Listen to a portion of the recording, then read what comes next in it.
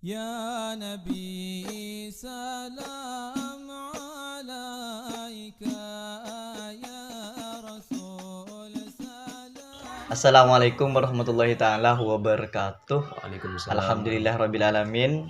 Wabihi nasta'in wa ala umuri dunya waddin wassalatu wassalamu ala asrofil anbiya wal mursalin sayyidina Muhammad wa ala alihi washabihi ajmain amma ba'du. Langsung saja, selamat pagi teman-teman semua. Semoga tetap dalam lindungan Allah Subhanahu wa taala. Amin. Di pagi hari ini kami sedikit berbincang-bincang terkait bulan Dzulhijjah, atau yang kita kenal itu bulan yang penuh cerita terkait Nabi Ismail dan Nabi Ibrahim. Namun sebelumnya saya akan memperkenalkan narasumber pada pagi hari ini. Yang pertama saya akan membacakan profilnya. Mungkin saya tanya sama sampean saja ya. Iya. Biar lebih tepat itu. Takutnya saya mengada-ngada atau bagaimana. Yang pertama bisa diperkenalkan dulu namanya. Assalamualaikum warahmatullahi wabarakatuh. Waalaikumsalam warahmatullahi taala wabarakatuh. Alhamdulillahirabbil alamin wassalatu wassalamu ala sayyidina Muhammadin wa ala alihi washabihi ajmain amma ba'd. Selamat pagi semua teman-teman yang hadir pada kesempatan ini. Kami oleh moderator tadi, oleh MC-nya, pembawa acaranya, sebelum menjelaskan tentang hari Aid ini, hari Idul Adha ini, untuk menanyakan profil dulu. Profil kami bagaimana, perjalanan kami dari Pontianak dulu sehingga sampai ke sini dan mengajar di Pondok Pesantren Darussalam ini bagaimana. Kami awali dulu di rumah sebelum kami itu nyampe ke Pondok Pesantren Darut Tauhid, Ya. Pondok Pesantren Darut Tauhid pada tahun 2013 saya berkehendak memberanikan diri bilang sama orang tua untuk mondok. Setelah itu kami mondok, tepat pada hari Senin kami berangkat ke Pondok Pesantren Darut Tauhid itu menggunakan kapal ya. Sampai di Pondok Pesantren Darut Tauhid singkat apa ya? Bicara ya. Ya, bicara. Sampai ke Pondok Pesantren Darut Tauhid itu pada hari Kamis. Ya, perjalanan itu 3 hari 3 malam ya Ustaz ya. 3 hari 3 malam. Cukup lama ya, di cukup dalam lama kapal. dalam kapal itu. Ketika sampai ke Pondok Pesantren Darut Tauhid, ya namanya santri biasanya itu kan tidak kerasan ya pertama. Ketika Nggak betah ya. Nggak betah, tidak kerasan. Bahasa itu nggak kerasan ya. Singkat kemudian dapat setengah bulan saya mulai kerasan, sudah betah. Setelah itu kami mondok 1 tahun, 1 tahun, 2 tahun, 3 tahun, sampai 8 tahun sampai sekarang tugas di Pondok Pesantren Darussalam ini kami menjalani kewajiban dari Pondok Pesantren Darut Tauhid. Dan juga asal kami dulu juga orang Madura Ustaz ya, orang Madura, dan kakek-kakek saya juga dari Kecamatan Tambelengan itu Ustaz. Oh iya. Merantau ke sana. Sekilas seperti itu Ustaz, profil kami seperti itu. Ya. Jadi secara kesimpulan sampean ini datangnya agak jauh ya, Agak dari jauh, ya. Kalimantan kemudian mondok ke Madura, tepatnya di Iya. Pondok Pesantren Injelan, Iya. Sampang. Nah, Kemudian pada tahun ini ditakdirkan untuk bertugas di Pondok Pesantren Darussalam, tepatnya di Desa Leple, Robatal, Sampang. Mungkin kita langsung saja terkait konteks yang saya bawakan tadi terkait Hari Raya Idul Adha. Yang pertama, Hari Raya Idul Adha ini bagaimana historinya, ceritanya, kok bisa dinamakan Hari Raya Idul Adha? setahu kami Ustaz, pengalaman kami yang belajar di pondok itu sumbernya dari dinamakan dari Idul Adha ini, sumbernya dulu pada zamannya Nabi Ibrahim bersama putranya Nabi Ismail. Waktu dulu dinamakan Idul Adha itu, waktu dulu tidak ada nama-nama Idul Adha gitu. Iya, Sehingga dinamakan Idul Adha ketika Nabi Ismail itu dapat wahyu dari Allah melewati mimpi 3 kali.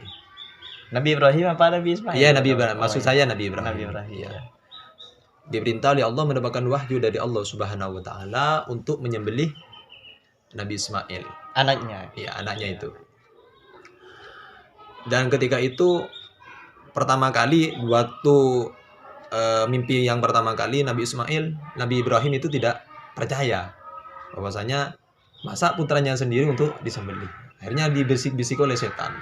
Iya, iya, iya. Dibisik oleh setan sehingga mimpi keduanya Nabi Ismail belum percaya juga. Akhirnya dibisik-bisik oleh setan. Akan tetapi mimpi yang ketiga ini yang Nabi Ibrahim yakin dan tepat untuk ini adalah perintah dari Allah Subhanahu wa taala. Setelah itu kebesoknya Nabi Ibrahim minta izin kepada istrinya Siti Hajar. Siti Hajar ya. Mungkin tempatnya bisa disebutkan Ustaz, di mana?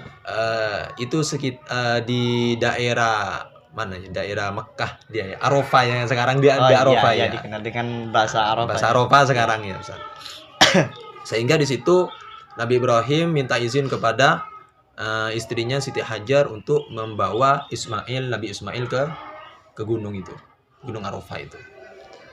Nah, setelah itu sampai ke gunung, naik ke gunung, Nabi Ibrahim disembelih, disiap. Sebelum itu oleh Nabi Ibrahim, Nabi Ismail itu diberitahu bahwasanya ini perintah dari Allah. Sehingga Nabi Ismail tersebut, kalau ini memang perintah dari Allah, silakan ayah, kata Nabi Ismail kepada Nabi Ibrahim. Ikhlas ya, Iya, berarti ikhlas. Nabi Ismail ikhlasnya luar biasa. Ikhlasnya luar biasa lah. Sekalipun itu sengsara buat diri sendirinya. itu memang cobaan yang besar. Makanya nabi-nabi Allah itu nggak ada selain Nabi itu dicoba paling besarnya dicobaan itu ya khususnya pada para Nabi ini. Nggak ada cobaan yang paling besar itu selain Nabi. Nah, setelah itu Ustaz, Nabi Ibrahim sudah diikat tangannya, diletakkan di atas batu oleh Nabi Ibrahim, sudah siap-siap. Akhirnya Allah Subhanahu wa taala menurunkan kambing. Di lehernya sudah dipotong, tapi pisaunya itu enggak tajam itu. Bukan enggak tajam, tapi berkahnya Allah, kuasa Allah itu pisaunya enggak terpotong itu lehernya. Sehingga Allah Subhanahu wa taala menurunkan kambing itu isyarah bahwasanya yang harus dikurbankan. Bahasa kurban itu kan bahasa Indonesia, bahasa Arabnya adha itu. Iya, adha. Sehingga di situ Allah Subhanahu wa taala menurunkan kambing yang mana di situ isyarah bahwasanya kambing itu sudah disuruh sembelih. Makanya di situ asal mula Idul Adha seperti itu. Oh iya. Seperti itu. Lah ketika itu disuruh sembelih kambing, disunahkan untuk membaca takbir. Makanya ketika orang sekarang itu berkurban, disunahkan orang yang menyembelih itu membaca takbir. Khususnya para yang menyembelih dibacakan minimal itu 3 kali, kalau maksimalnya itu yang sunnah dalam kitab itu di bijorinya 7 kali. Sikotnya Allahu Akbar, Allahu Akbar, Allahu Akbar seperti itu. Iya. Mungkin di banyak ya orang-orang paradigma orang-orang itu terkait hari raya Idul Adha ini dijadikan kesempatan untuk bermegah-megah, bermewah-mewah, bahkan berfoya-foya. Seakan-akan banyak kita temui realnya ketika hari raya Idul Adha itu, ketika pas sholat Id ada 2 problem Ustaz. Problem yang pertama, seakan-akan semuanya harus mewah. Lebih-lebih pada pakaian, baju. Iya sekarang. Terus yang kedua, banyak orang di waktu itu mau liburan katanya. Lebih-lebih anak muda sekarang kan pantai healing kemana-mana. Itu terkait seperti itu gimana? Apakah ini masuk pada sunnah atau masuk ke larangan di masa Idul Adha ini? Kalau menurut kami sendiri, pandangan kami sendiri Ustadz, kalau di hari raya itu ya jangan bermewah-mewah. Apalagi orang yang tidak mampu untuk membeli baju, itu orang-orang miskin gitu seperti kita yang sekarang ini. Khususnya kepada kita ya, mulai dari kita dulu, belajar dari kita dulu, kemudian kepada seseorang. Kalau di hari raya ya jangan bermewah-mewah ya, pakailah dengan pakaian yang biasa rapi, nggak perlu pakaian-pakaian membeli yang baru-baru, yang penting rapi kepada kita. Sunnahnya bagi kita di hari raya ketika sholat Id Idul Adha itu menggunakan baju yang putih. Waduh, iya. Karena kenapa? Karena kalau kita menggunakan pakaian-pakaian yang mewah, yang itu bla bla semuanya itu sudah pakai yang mewah tapi tidak taat kepada Allah. Mungkin ada referensinya Ustaz, Itu terkait ada syiiran yang dikatakan, nggak tahu itu, mungkin ini syiiran itu ya bisa dikatakan kinadimi kalau di kitab-kitab Iya, kinadim iya. itu. Laisal aid liman labisal jadid Iya. walakin aid liman ta'atahu tazid. Nah, bisa artinya dijelaskan secara detail Ya, atau Ustaz. singkat, terserah. hari raya itu laisal aid apa tadi itu? Liman Liman labisal jadid. Hari Id itu bukan untuk seseorang yang menggunakan pakaian-pakaian yang baru. Tapi hari Id ini nanti bagi orang yang menggunakan ketaatnya, tambah banyak taatnya kepada Allah Subhanahu wa taala. Makanya Amin. di malam Idul Adha itu perbanyak untuk membaca istighfar, doa kepada Allah Subhanahu wa taala. Jangan menggunakan perboya-boya, pakai motor. Itu kebanyakan orang-orang sekarang itu pakai motor di itu. digeber-geber. Iya, diberek-berekan itu snapotnya, sehingga orang yang mendengarkan itu ada yang berisik, sehingga dia menimbulkan mafsadah. Mafsadahnya itu nanti bertengkar segala macam itu, Ustaz. Makanya kita ini di hari Id taatnya kita ini bertambah untuk takut kepada Allah Subhanahu wa taala. Seperti itu, Ustaz. Dan juga kami sampaikan dulu, kalau di hari Id ini, sebelum hari Id, yang sunnah itu berpuasa di hari Tarwiyah dan di hari Arafah. Kalau hari Tarawih dan Arafah itu kira-kira sebelum atau sesudah? Kalau hari Tarwiyah itu pertama Pertama. itu Berarti sebelum Sebelum- Idul Adha ya? Iya, sebelum Idul Adha. Iya. Dan yang kedua itu hari Arafah. Seperti itu. Dan juga ketika hari Idul Adha itu disunahkan juga tidak memakan. Sesudah Idul Adha sholat Id disunahkan untuk makan. Oh, berarti ketika mau sholat Id paginya kita disunahkan disunahkan puasa. iya, Disunahkan puasa selama beberapa jam ya. Iya, beberapa jam. Nanti setelah sholat Id selesai baru kita makan. Iya. Seperti itu. Makanya di pondok itu oleh beliau-beliau pengasuh atau masyayikh Id tidak dianjurkan untuk makan. Artinya kita ini oleh santri ini tidak diberi makanan. Iya, iya. Makanya di situ memperlakukan atau mengerjakan sunnah-sunnah Nabi. Ya.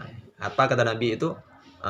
Man ahya sunnati faqad ahabbani wa man ahabbani kana ma'il fil jannah. Orang yang menghidupkan sunnahku, kata Nabi, termasuk tadi menyunahkan puasa di bulan Tarwiyah, di hari Tarwiyah, puasa di hari Arafah. Kita sudah menghidupkan sunnah Nabi, faqad ahabbani, kata Nabi. Maka kita benar-benar cinta, kata Nabi. Dia benar-benar cinta kepada saya, kata Nabi. Dan orang yang cinta, wa man ahabbani, dan orang yang cinta kepada saya, kata Nabi, kana ma'il fil jannah, nanti bersama saya, kata Nabi, di surga, kata Nabi. Makanya kita di hari Arafah, di hari Tarwiyah ini, di hari Arafah nanti kita berpuasa sekuat makin. Tapi ini tidak wajib ya, tapi sunnah. Tapi meskipun sunnah, Ustaz, ini pahalanya sangat besar ya, Ustaz. Ghufirullahu ma taqaddama min dzambihi. Ya. Seperti itu. Di hadis seperti itu. Mungkin seperti itu, Ustaz, yang pernah kami cerna di kitab-kitab seperti itu. Ya. Dan mungkin cuman ini saja ya untuk nanti podcast selanjutnya. Bisa kita teruskan terkait bulan-bulan apa yang perlu kita lakukan di bulan sunnah. Iya. Ya. Mungkin hanya ini teman-teman yang bisa kami bicarakan terkait cerita asal mula bulan Zulhijjah, kenapa kok dinamakan Zulhijjah, kenapa kok dinamakan Idul Adha, kenapa harus ada kurban, filosofi kurban tadi sempat dijelaskan oleh beliau. Itu. Mungkin akhirul kalam dari kami. Wallahu muwaffiq ila aqwamit thoriq. Assalamualaikum warahmatullahi taala wabarakatuh. Waalaikumsalam warahmatullahi